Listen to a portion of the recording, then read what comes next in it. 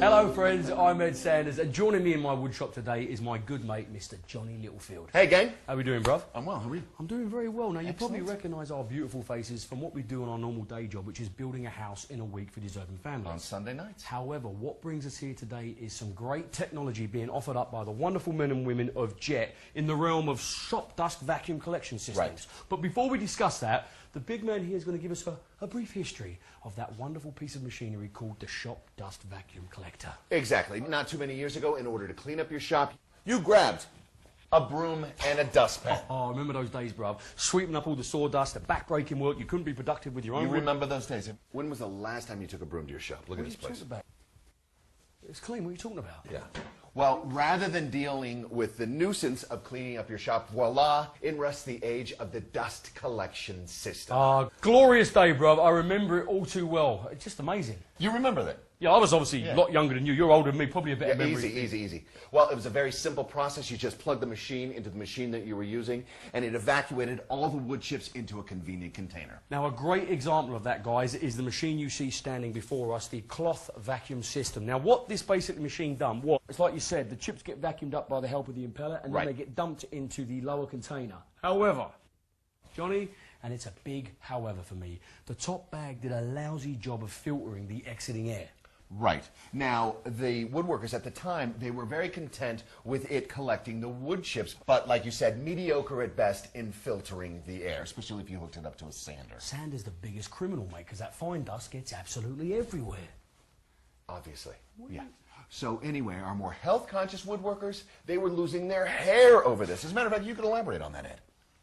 Do you want to talk about our hair? Well, yeah, that's what we're talking about.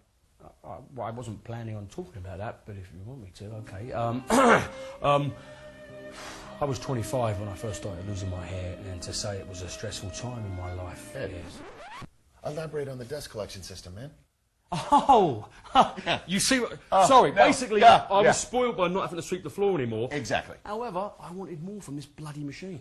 He wanted performance and better filtration. But I wasn't the only one, bruv. Woodworkers across the country, we were screaming out for a better machine. And then all of a sudden, bang, our collective voices were heard by the introduction of the canister filter. Now, not only did this bad boy offer great performance, but it offered way better filtration.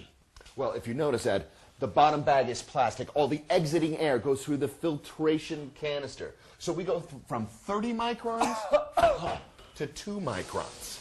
That's a big leap, mate, I tell you. Well, it's huge if you know what a micron is. Do you want me to explain? Absolutely. To all of you wonderful techno nerds out there, like my good friend Johnny, a micron is basically 1/1,000,000th of a metre. Now, anything below 5 microns is what's deemed harmful for you and I to breathe. Correct.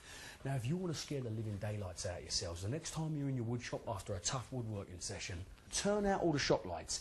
Then get a flashlight, turn it on, and I swear you will think you're in the deep abyss by the amount of particles rushing through your flashlight beam. Well, especially if you've cut MDF or sanded it, forget it. MDF is terrible. It's going to make you want to hold your breath until you can turn the shop lights back on, at which point all the dust disappears, and then you can breathe more healthily. What? Ed, do you honestly believe by turning on the lights all the dust disappears?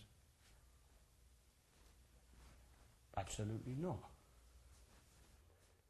Okay, well, I think Ed has officially flipped his wig. No, right now. no, I don't wear a wig. I've never worn a wig in my life, America, never. So, Johnny, tell us, where are we at the moment with technology? Okay, this machine. Yeah. We collect wood chips. Check. We filter the air. Check. Job done. Let's go. No. See, there's something really annoying about this. Well, what? Well, I just have to demonstrate what I'm talking about here. Okay. Okay, so lose this machine. Right. And grab that one right there, Ed. Okay, bruv. Bring in the new machine. Perfect. Okay, bruv, one new machine. Okay, turn it on. Okay. Okay. And I think you can illustrate what's going on in the bag there, Ed. Illustrate? Yeah. What? Like a drawing? I haven't done a drawing. Oh, no. Demonstrate what's going on. Oh, right.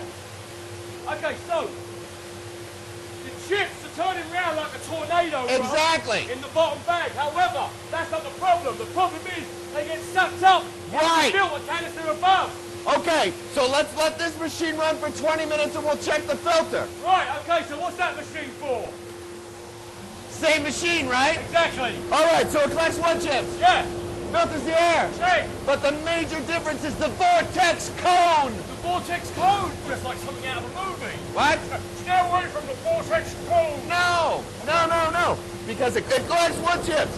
It filters the air. It still does the tornado thing. But what the vortex cone does, it eliminates 98% of the wood chips going into the canister, thus not clogging the filter. I love it, bro. Okay, so I need to see both of these filters. This is going to run for 20 minutes. This is going to run for 20 minutes, and we'll check filters. Beautiful. All Dust right. it up for you, bro. You got it. Okay, Johnny! Johnny, wake up, bro. 20 minutes is up. What do we do? Okay, turn off your machine and unscrew your canister.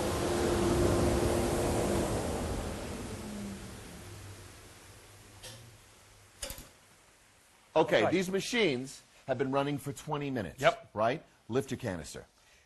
You see, bruv, I know what I'm going to expect. I just know it. You see, this is just peachy, brother. It's exactly what I'm talking about. You spend all that time separating the wood chips and filtering the air, only to have to breathe it all when you've got to declog the filter. It just winds me up. Well, check this out. That's what I'm talking about, bruv. I mean, look at it. It's like night and day. They're the same machine. Same machines with the introduction of the vortex cone. I love the vortex cone. Even more so for the fact, do you know how much time and money the average woodworker is going to save because they don't have to stop down building to go across to their dust collector to declog the filter? Those woodworkers, they don't have to breathe that stuff. I'll tell you what, mate, this is absolutely fascinating. Now, let me ask you this. Do you think this is going to become a watershed issue on dust collectors in the future? Well, I don't see how it won't, because what we saw with the advent of the dust collector, the fine filter, now this. Now with the introduction of the vortex cone, it's going to make this machine act like a two-stage machine. Loving the vortex cone. Just saying it is beautiful. So let me ask you this. Do you want to go make some chips? Chips, French fries. No. Food. Wood chips. Oh, yeah, sure. Your shop or mine? Mine's cleaner.